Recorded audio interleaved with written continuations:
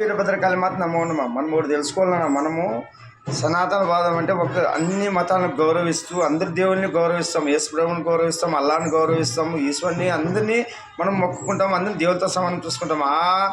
ఆ మంచితనమే మనకి చెడు అయిపోయింది. తర్వాత మనలో ఒక బానిసత్వం ఉంది, మన రక్తంలో. ఎందుకో ఏమో నమ్మితే శత్రువు కూడా వాడు ఎంత పాపం చేసినా దాహం అంటే నీళ్ళు ఇస్తాము, ఆకలి అంటే అన్నం పెడతాం. ఇదే మనకి ఆడుకునింది.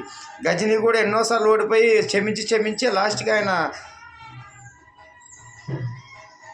ఓడిపోయినాడు గజని చేతిలో. అటువంటి మనస్తత్వం ఉన్న రాజులు ఇప్పుడు ప్రజలు చూస్తున్నాం కదా మనం. ఇది ఏమన్నా కానీ ఒకటి తెలుసుకోండి, ఇప్పుడు సాయిబాబా గురించి వివాదం వస్తుంది. ఇవన్నీ మనకి చాలదా వెంకటేశ్వర స్వామి, మనకు చాలదా శ్రీరాముడు, మనకు చాలదా ఇంకా ఈ స్వామి శివపార్వతులు చాలదా? ఇంకా ఎందుకు నానా?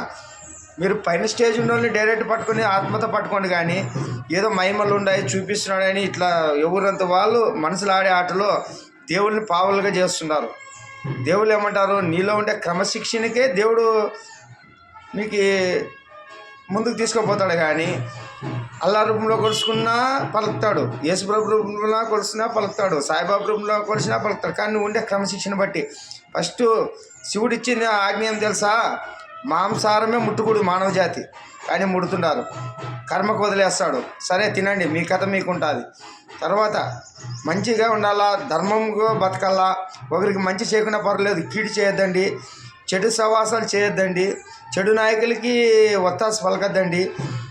మీ బతుకులు మీరు చూసుకోండి. మీరు వచ్చింది కర్మ తెంచుకునే శరీరంతో, అంతేగాని అందరికీ జెండాలు పట్టుకుని ఊపేకి బానిసలు చేసే కాదు. ఫస్ట్ ఈ రాజకీయం తీసే జనాలందరూ దారిలోకి వస్తారు. ఈరోజు సోమరిపోతులై ప్రజాధనాన్ని అప్పుల పాలు చేస్తున్నారు. ఈ ప్రజలు కానీ రాజకీయ నాయకులు కానీ అందరికీ బుద్ధి చెప్పే రోజులు వీరభద్ర వచ్చి చేస్తాడు. ఇవన్నీ మీకు ముందుగా అర్థమవుతుంది. ఏమన్నా ఫస్ట్ ఏ రూపంలో కొలుసుకున్నా భయం భక్తితో ఉండండి.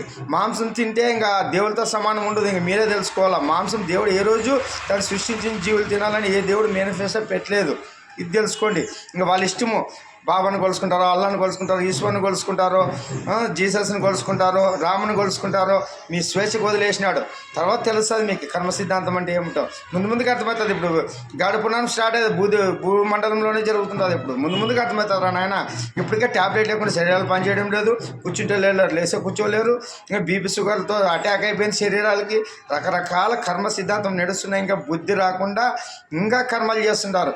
అంతా అయిపోయినాక చేసే కర్మలను చేసి ప్రవచనాలు అంటే బాగుంటామా? చిన్న వయసు నుంచే మారాలా, చిన్న వయసు నుంచే మాంసం మానాలా, మాంసం తగ్గించుకొని మొత్తం మానే ప్రయత్నం చేయాలి. ఇది మనము శాఖలు రా, మనకి తినడానికి ఎన్ని లేవు ఫలాలు లేవా, ఎన్ని రకాల పదార్థాలు పెట్టినాడు భగవంతుడు శాకాహారంతో వెళ్ళడానికి. ఎందుకురా మీకు ఇంత మాయ?